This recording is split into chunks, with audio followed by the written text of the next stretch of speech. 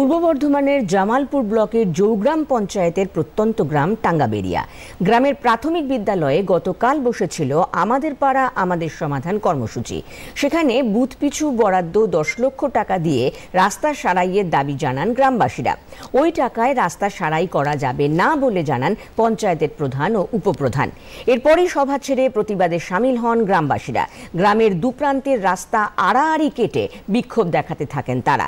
কাটা রাস্তায় আটকা পড়েন বিডিও সহ ব্লক প্রশাসনের আধিকারিক ও পুলিশ। তাদের ঘিরে ধরে গ্রামবাসীরা বিক্ষোভ দেখাতে থাকে। গ্রামবাসীদের অভিযোগ, বারবার পঞ্চায়েত ও বিডিও অফিসে আবেদন জানিয়েও কোনো ফল হয়নি।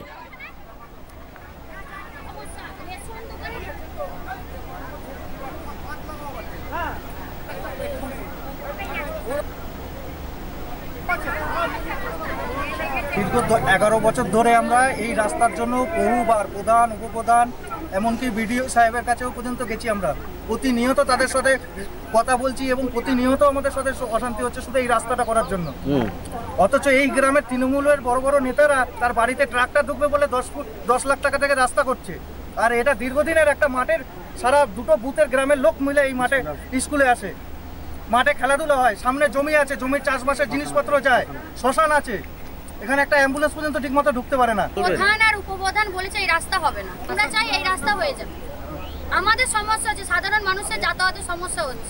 আজকে আমরা রাস্তায়, আমরা যেহেতু ভিডিও স্যার এখানে আসা হয়েছে, আমরা রাস্তা দুদিকে দুটো কেটে দিয়েছি, যেন কোনো গাড়ি এখানে যেতেও পারে না, আসতেও পারে না। সেই কারণে এই রাস্তা কেটে দেওয়া হয়েছে। আমরা চাই রাস্তাটা হয়ে যাবে।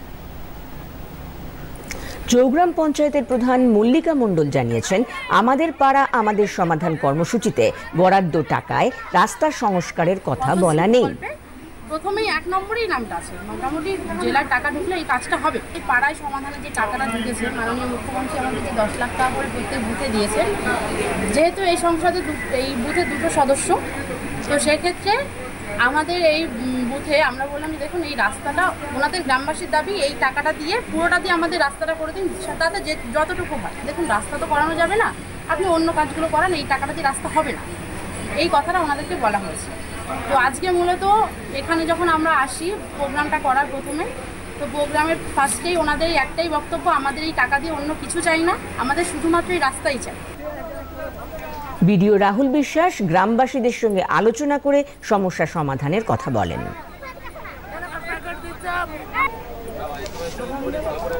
গ্রামবাসীদের কাছে এসেছিলাম, আমি পুরো রাস্তাটা হেঁটে দেখেছি।